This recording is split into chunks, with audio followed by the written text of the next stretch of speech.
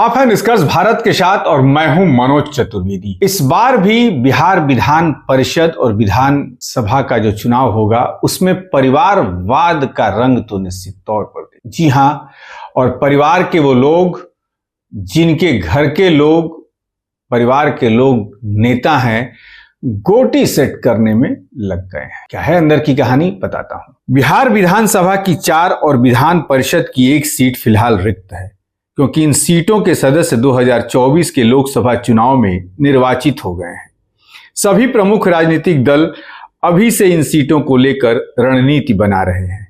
राजनीतिक विशेषज्ञों का मानना है कि इस उपचुनाव में एक बार फिर से परिवारवाद का दबदबा देखने को मिलेगा। भले ही राजनीतिक दल मंच से परिवारवाद पर सवाल उठाते रहे हों, लेकिन असलियत में सभी दल इस मुद्दे पर समान सोच रखते हैं। बिहार विधानसभा के 4 सदस्य सांसद बनने के बाद उन्होंने अपने पद से इस्तीफा दे दिया। वहीं विधान परिषद के सभापति भी सांसद बनने के बाद तिरहुत स्नातक निर्वाचन क्षेत्र से इस्तीफा दे दिया।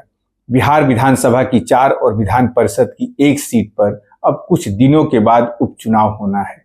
हालांकि निर्वाचन आयोग ने अभी तक नोटिफिकेशन जारी नहीं किया है, लेकिन सभी राजनीतिक दलों ने चुनाव की तैयारी शुरू कर दी है।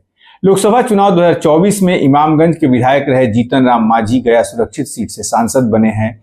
बेलागंज से राजद विधायक सुरेंद्र यादव जहानाबाद लोकसभा क्षेत्र से सांसद निर्वाचित हुए हैं। तरारी विधानसभा के सीपीआई एमएलए विधायक सुदामा प्रसाद आरा लोकसभा क्षेत्र से सांसद चुने गए हैं और रामगढ़ के राजद विधायक सुधाकर सिंह बक्सर लोकसभा क्षेत्र से सांसद चुने गए हैं।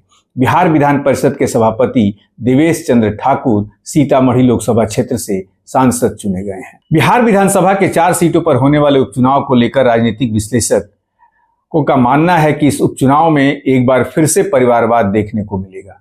जिन 4 विधानसभा सीट पर उपचुनाव होने हैं, उनमें से 3 सीट बेलागंज, रामगढ़ और तरारी पर महागठबंधन का कब्जा है। इमामगंज की सीट और तिरहुत स्नातक निर्वाचन क्षेत्र पर एनडीए का कब्जा है। सत्ता पक्ष हो या विपक्ष अपने वंशवादी परंपरा को आगे बढ़ाने का काम यहां करेंगे। तेजस्वी यादव के लिए विधानसभा का चुनाव बहुत ही महत्वपूर्ण है। यदि इस उपचुनाव में तेजस्वी यादव अच्छा प्रदर्शन नहीं कर पाते हैं तो संख्या बल के आधार पर विधानसभा में वह कमजोर हो जाएंगे। गया के इमामगंज विधानसभा क्षेत्र से हिंदुस्तानी अवाम मोर्चा के जीतन राम मांझी 2020 के विधानसभा चुनाव में जीत हासिल की थी। जीतन राम मांझी ने राजद के वरिष्ठ नेता उदय नारायण चौधरी को 16,000 से ज्यादा मतों से पराजित किया था। बेलागंज, गया जिले के बेलागंज विधानसभा क्षेत्र में होने वाले उपचुनाव को लेकर चर्चा है कि यहां से सुरेंद्र यादव के पुत्र चुनाव लड़ेंगे। सुरेंद्र यादव के पुत्र विश्वनाथ यादव इस सीट से चुनाव लड़ने की तैयारी कर रहे हैं। रामगढ़ में होने वाले उपचुनाव में इस बार आरजेडी जगदानंद सिंह के छोटे पुत्र अजीत सिंह पर अपना दांव लगा सकती है। जगदानंद सिंह का गढ़ रहा है रामगढ़। 2009 के परिसमन से पहले तरारी विधानसभा पीरो विधानसभा के रूप में जाना जाता था। पीरो लोकसभा क्षेत्र में कभी बाहुबली सुनील पांडे के विधानसभा क्षेत्र के रूप में जाना जाता था। विधानसभा चुनाव 2015 और 2020 विधानसभा चुनाव में सीपीआई एमएलए के सुदामा प्रसाद ने जीत दर्ज की थी। तिरहुत स्नातक निर्वाचन क्षेत्र से यहां से देवेश चंद्र ठाकुर लगातार 3 बार चुनाव जीते हैं। 2 बार जदयू के सिंबल पर और 1 बार निर्दलीय प्रत्याशी के रूप में जीत हासिल की। उनकी खाली हुई सीट से जदयू ने अपने प्रत्याशी की खोज कर ली है। सूत्र बताते हैं कि तिरहुत स्नातक निर्वाचन क्षेत्र से जदयू के प्रवक्ता अभिषेक झा इस बार अपना भाग्य आजमाएंगे। बुधवार को अभिषेक झा की मुख्यमंत्री नीतीश कुमार से मुलाकात भी हुई थी।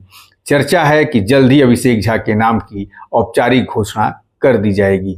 बीजेपी ने जीत का दावा किया है। बिहार विधानसभा की 4 और विधान परिषद की 1 सीट के उपचुनाव को लेकर बीजेपी का मानना है कि सभी सीटों पर एनडीए गठबंधन की जीत होगी। आरजेडी भी अभी परिवारवाद से ऊपर नहीं उठ पाई है। आरजेडी अपनी 3 सीटों में से 2 सीट नेता के पुत्रों को दे रही है। तेजस्वी के नाम पर ही वोट मांगा जाएगा, जो विधानसभा की सीटें खाली है उसमें और विधान परिषद की सीटों पे।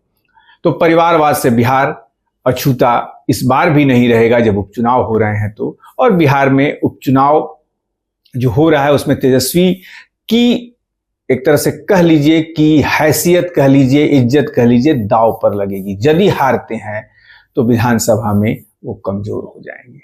ऐसी तमाम खबरों के लिए आप बने रहिए हमारे साथ। नमस्कार।